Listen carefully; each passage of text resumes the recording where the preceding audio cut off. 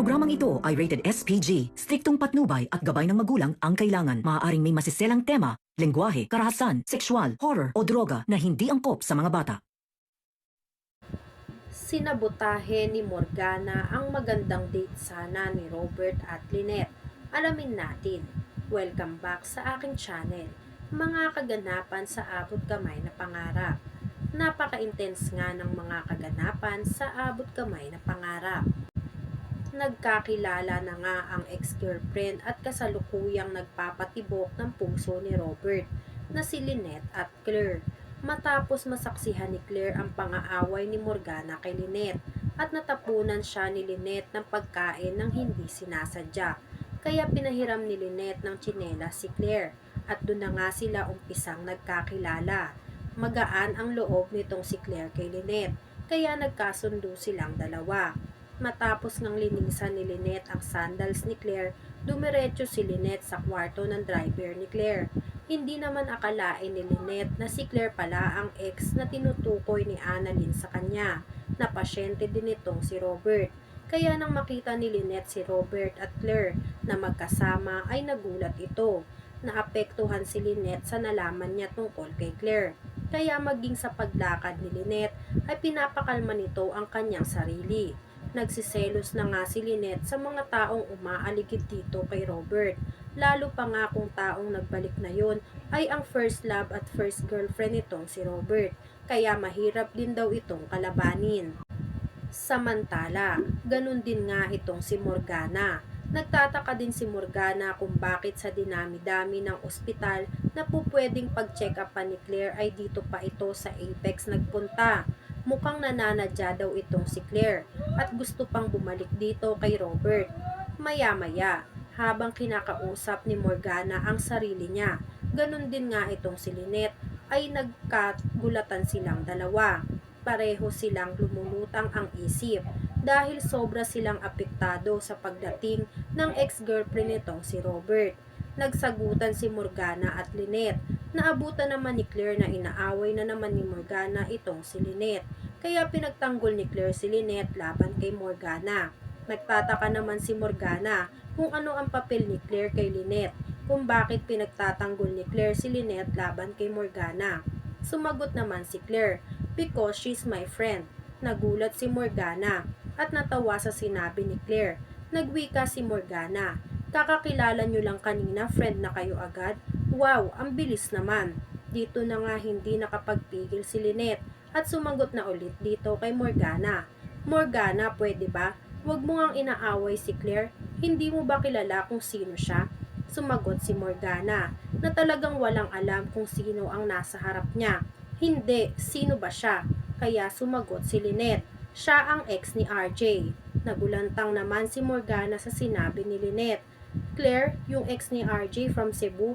Sumagot si Claire, "Yes, that's me. Do you have a problem with that?" Inis na inis si Morgana na sumagot, "Ang tapang mong pumunta dito ah. Alam mo kung buhay pa yung asawa ni RJ, I'm sure pinagtatampal na niya ang mukha mo." Sarcastic na sumagot si Claire kay Morgana, "Yun ay kung buhay pa siya. But she's dead now, and from what I heard, was a wanted criminal when she died." Galit na galit si Morgana sa sinabi ni Claire. "Bawiin mo ang sinabi mo. Hindi naman alam ni Lynette kung ano ang gagawin niya sa dalawa." Dahil mukhang nagiinit na nga ang ulo ni Morgana lalo sa sinabi ni Claire na kriminal si Moira. Kaya bago pa nga lumala ang away ni Morgana at Claire, ay inawat na ni Lynette ang dalawa at inaya na nga ni Lynette si Claire na iwan na si Morgana dahil baka magsabong pa ang dalawa. Sa opisina ni Morgana, nagpunta itong si Zoe. Napansin ni Zoe na mukhang hindi maganda ang mood nitong si Morgana at nakasimangot pa ito. Nagtanong si Zoe kung bakit nakabusangot ang mukha ni Morgana. Kwento ni Morgana ang nangyari sa pagitan nila ng ex-girlfriend ni Robert na si Claire at ang pagkakampihan ni Lynette at Claire laban sa kanya at ang pang-iinsulto ni Claire kay Moira at tinawag na kriminal si Moira. Nagtanong si Morgana kung alam ba ni Zoe na nandito mismo sa Apex ang ex-girlfriend ni Robert na si Claire. Sumagot naman si Zoe na oo, kaya nagalit si Moira. Bakit hindi mo sinabi sa akin, Zoe? Nagtataka naman si Zoe. Kaya tinanong ni Zoe si Morgana, bakit kailangan pang sabihin sa'yo? Di ba wala ka ng paki kay Daddy? Sumagot si Morgana. Your dad cannot end up with his ex-girlfriend. Kaya nagtanong si Zoe, so sino gusto mong mag-end up with him? Ikaw? As Morgana? Proud na sumagot si Morgana. Yeah, why not? That's a possibility. Natawa si Zoe sa sagot ni Morgana. Kaya pinaalalahanan ni Zoe si Morgana na hindi na siya si Moira ngayon at kahit anong gawin ni Robert ngayon sa love life nito ay wala nang pakialam dito si Morgana. Dahil sa paningin ni Robert ay matagal nang patay si Moira at si Morgana na ngayon ang naiwan sa Apex. Hindi mapigilan ni Morgana na mainis. Hindi po pwede na may ibang makinabang kay Robert. Kaya gagawin ni Morgana ang lahat para walang makinabang kay Robert. Sa kantin naman, nag-uusap si Josa at Lynette. Nagsabi si Lynette kay Josa na magde-date silang dalawa ni Robert dahil babawi daw si Robert kay Lynette dahil matagal na din silang hindi nakakapag-usap ng maayos dahil pareho silang busy sa mga ginagawa nila.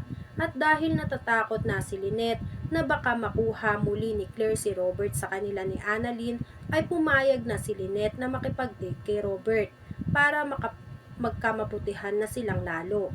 Sinabihan ni Josa na dapat ay maging maganda si Lynette sa magiging date nila nitong si Robert dahil baka maunahan pa daw si Lynette ng ex-girlfriend nitong si Claire. Kaya hanggat maaga pa ay unahan na ni Lynette si Claire para hindi na ito maagaw sa kanya. Hindi naman alam ni Lynette na nakikinig si Olga sa usapan nilang dalawang magkaibigan at narinig ni Olga na magkakaroon ng date si Lynette at si Robert. Kaya bilang alalay at tagasunod ni Morgana itong si Olga, ay agad naman binalita ni Olga kay Morgana lahat ng narinig niya mula kay Lynette. Galit na galit si Morgana dahil nagawa pa daw mag-date ng dalawa. Kaya naman nakaisip nga ng plano itong si Morgana, gagamitin ni Morgana si Claire para hindi mapunta si Robert kay Lynette at para masira ang date na inaasam nitong si Lynette at Robert. Pinuntahan ni Morgana si Claire, tsaka ibinalita ang date na gagawin ni Robert at Lynette. Nabigla naman si Claire sa biglang pagdating ni Morgana at kung bakit pinaalam pa sa kanya ang magiging date nila Robert at Lynette. Sinabi ni Morgana ang plano niya para sirain ang date ni Robert at Lynette.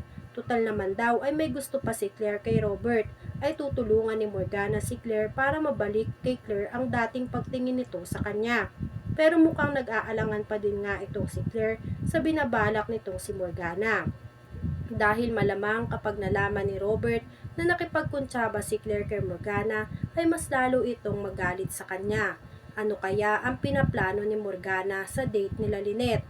Yan nga ang mga kaganapan at mga dapat nating abangan dito sa Abot Kamay na Pangarap. Kung gusto nyo para mga ganitong klaseng video ay mag-subscribe at i-like itong video na to. Maraming salamat po. I got you!